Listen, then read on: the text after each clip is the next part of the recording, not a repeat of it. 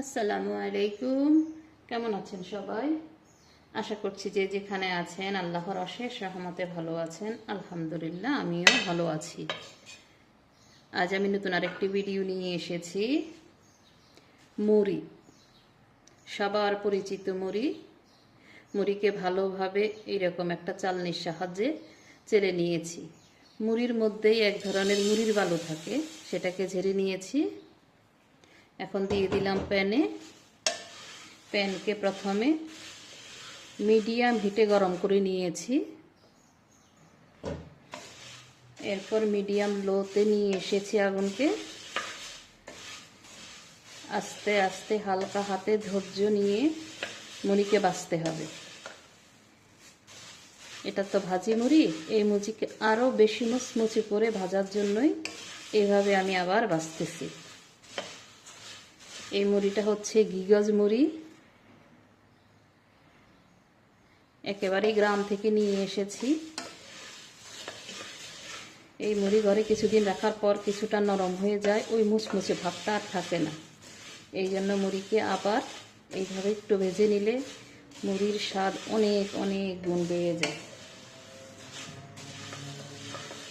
অনেক ধৈর্য নিয়ে ভাজতে হবে, কন্টিনিউ নাড়তে হবে। একটু যদি স্টপ হয় তাহলে কিন্তু নিচে পড়ে যাবে।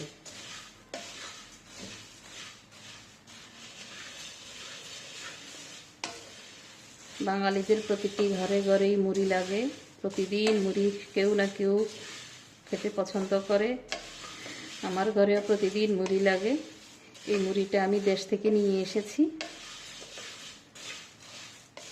আমরা যারা প্রবাসে আছি পাওয়া যায় মুড়ি, এখানেও পাওয়া যায়, কিন্তু এটাকে কোথায় কি বলে জানি না। তবে আমাদের গ্রামের দিকে এটাকে গিগজ মুড়ি বলে। গিগজের মুড়ি হয়তো নোয়াখালীর মানুষ ছাড়া অন্য কেউ জানি না, জানে কি না। এটাকে নাড়তে হবে, নাড়তে নাড়তে একেবারে হালকা একটু কালার চলে আসবে, বাদামি কালার হালকা চলে আসবে। ততক্ষণ পর্যন্ত ভাজতে থাকবো। ভাজা হয়ে গিয়েছে, 5 থেকে 6 মিনিট আস্তে আস্তে ভাজলেই হয়ে যায়। হালকা বাদামি কালার হয়ে এসেছে।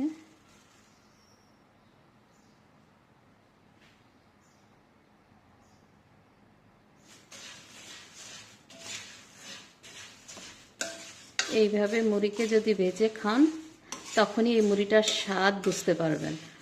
বললেও স্বাদ তো আর বোঝা যাবে না। মুড়ি তো সবার ঘরে ঘরেই থাকে, এইভাবে ট্রাই করতে পারেন। মুড়ির স্বাদ কিন্তু অনেক গুণ বেড়ে যায়, অনেক গুণ বেড়ে যায়। এই মুড়িতে কিন্তু কোনো কিছুই দেওয়া হয়নি, শুধু ভেজে নিয়েছি। এর সাথে কোনো ধরনের কোনো কিছু দেওয়া হয়নি, একেবারেই যেমন মুড়ি ছিল শুধু ওই মুড়িটাকেই ভেজেছি।